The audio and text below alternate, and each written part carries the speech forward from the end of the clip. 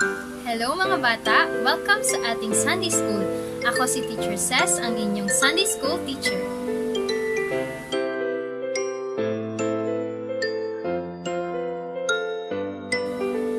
Ngayon ay pag-uusapan naman natin ang naging buhay, kung ano ang ginawa ng Panginoon sa buhay ni Elisha. Makinig kayong mabuti mga bata ha, sa ating magiging kwento. Bago yan, tayo muna ay manalangin. Panginoon Diyos, marami pong salamat sa pagkakataong ito na makapakinig po ulit kami ng inyong salita. Nawa Lord, sa buhay ni Elisha, maging example po ito upang ito po ay aming gawin. Thank you po Lord sa mga blessings na binibigay niyo po sa amin. In Jesus' name we pray. Amen.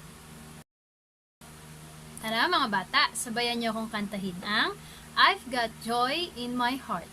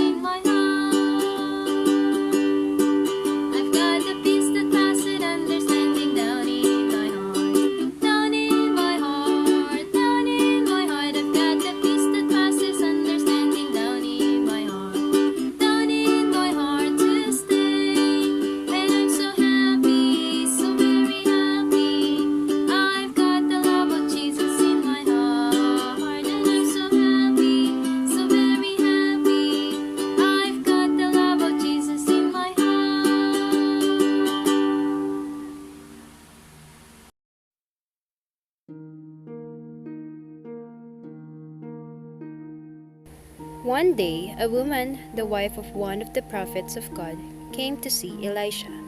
She was clearly upset and needed help. "My husband is dead," she cried out.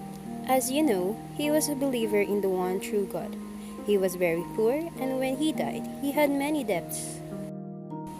One of the men he owed money to wants his money back, as I cannot pay. The man is threatening to take away my 2 sons and make them his slaves." Elisha asked the Lord for guidance. How could God help this poor woman? "Tell me, what do you have in your house?" Elisha asked. "Only 1 small pot of oil," the tearful woman replied. "Hear what you must do," said Elisha. "Go home and gather all the empty vessels you can find. Borrow empty jars from your neighbors too. You need to gather as many jars as you can." "Why? What for?" the woman asked. Elisha then told her what to do once the jars had been collected. The widow went home, and she and her 2 sons gathered as many empty vessels as they could find. They borrowed bowls and jars from their neighbors and friends. It made quite a collection. Then the woman went into her house and closed the door, just as Elisha had told her. Then she started tipping the oil from her 1 small jar of olive oil into the first large bowl. She poured, and the little jar did not empty. The oil kept flowing and flowing until the big bowl was filled. Then she tipped the small jar of oil into a big bucket. Wow! The whole bucket filled up, right to the top.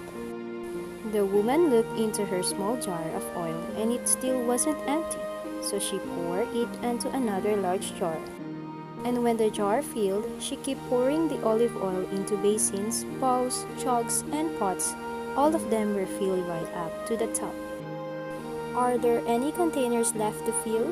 the woman asked her sons. "No," they replied. "You have filled them all." As soon as the woman heard this, the oil in her pot stopped coming out. It was totally empty. The happy woman ran to find Elisha. "I did everything you told me, and now I have masses and masses of olive oil." Elisha was pleased. "Now, go and sell the oil and use the money to pay your husband's debts.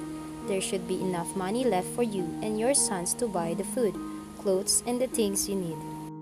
The woman was so pleased at the way God had provided her. Most of all, she could keep her 2 sons, and they could all look after each other.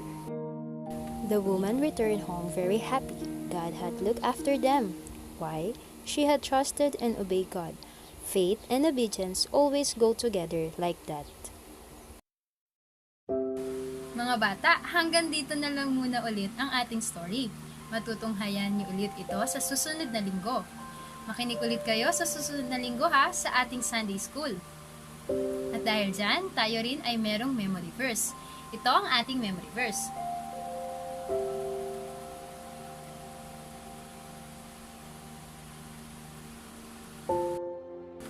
At para naman sa ating pagtatapos, tayo muna ay manalangin. Panginoon Diyos, marami pong salamat sa naging story po ni Elisha upang maging halimbawa po siya sa aming buhay. Nawa Lord, tulungan niyo po kami na laging sumunod sa inyo, na gawin po namin ang mga tamang gawain para rin po sa amin. Marami pong salamat Lord sa mga biyaya pong binibigay niyo sa amin at sa inyo pong pag-iingat sa araw-araw. Ito po ang aming dalangin sa pangalan ni Jesus. Amen. Mga bata, magkita-kita tayo sa ating susunod na Sunday School. Hanggang sa muli, paalam!